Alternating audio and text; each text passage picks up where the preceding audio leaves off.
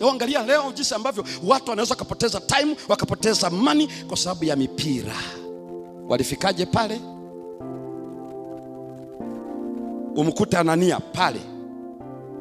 No. Yaani angelikuwepo anasema mnasema nini? Mpira. Ndio nini hiyo? Mmoja mtupatie angalau tu support. Tunawasupport ninyi kwa kazi zenu.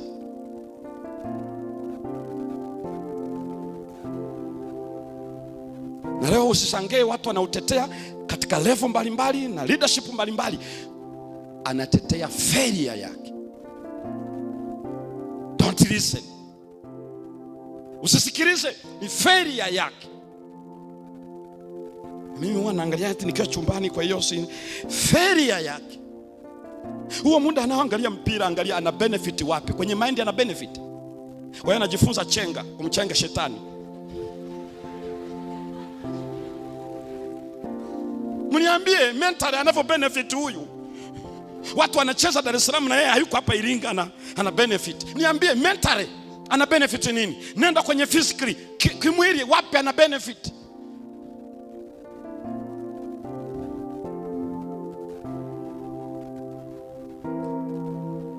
Hakuna mara popote. Nenda utrace historical background, the history of Olympics, the history kwenye mambo ya michezo yote uangalie. It's all about the plain of Dura.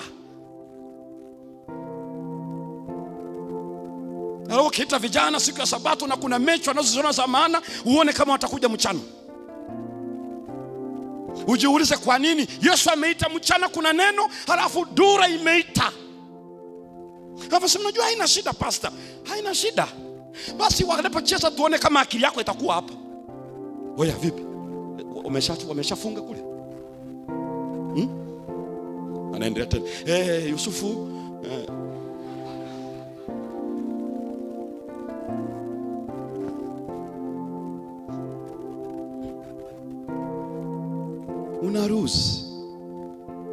Unaruhusu. Hata ungeniambia leo tamthilia zina mafundisho, never. Hatujifunzi kwa tamthilia. Ndio maana huwa nasema hawawezi kuwa kioo cha jamii. Ni jamii yako tu wewe, sio mimi. Hawajawahi kudumu kwenye ndoa, wanakuwaje kioo?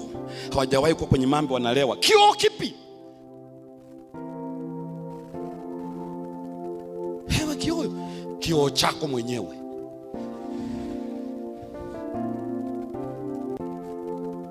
Skendo kila siku. Mambo ya namna hii, alafu niambie sema tu wako kwenye kazi. Ukiniambia sanaa ni kazi ili wapate kipato, nitaelewa wanachomaanisha. Ukiniambia mpira ni kazi ambayo ibilisi yuko ndani yake ana move ili wenyewe waendelee kuishi maana hawajui, sawa. Na wewe ndio ulipaswa ueleze. Alafu nasikia mwingine bila hata aibu, tumuombe Mungu kwa dini zetu, taifa tumi yetu ishinde. Mungu kuhusu mpira kweli? Na ni swala zima yote unayoyaona hayo yote yanaua appetite ya neno la Bwana, yanakutoa katika muda ambao ungelikuwa enrich your mind, your body, your relationship and whatever, kwa sababu umetumia huo muda, umetumia money. Kama ni data mbando umeingiza pale, ni hela zimeenda, na kama ni habari ya muda uliotumia, muda umeenda, na ukitoka pale hata hamu ya kusoma hapo mwanzo Mungu aliziumba mbingu na nchi haipo. Wewe angalia tamthilia hizo uone, ukienda lodging, ukienda wapi wamekupangia.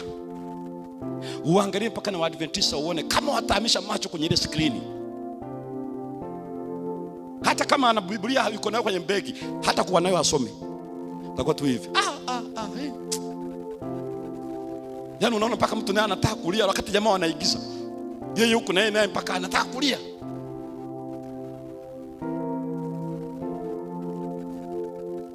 Appetite ya kuzungumza na Mungu inahama kila kitu. Ndio maana unaona hawa vijana mpaka uone wamesimama hivi, hawawezi kumuvuzishwa na hiyo kitu. Ujue walikuwa hawana habari na vitu hivyo, havina radha kwao, haviwezi kuwavutia. Na wao walizaliwa kama sisi, lakini wametufundisha tunavyoweza kufanya vile Mungu anavyotutaka. Sio wenyewe kwamba walitoka sayari nyingine, walizaliwa kama sisi na walikulia kwa mazingira hayo hayo, ila siri yao ni hii: walifanya maamuzi not to defile themselves.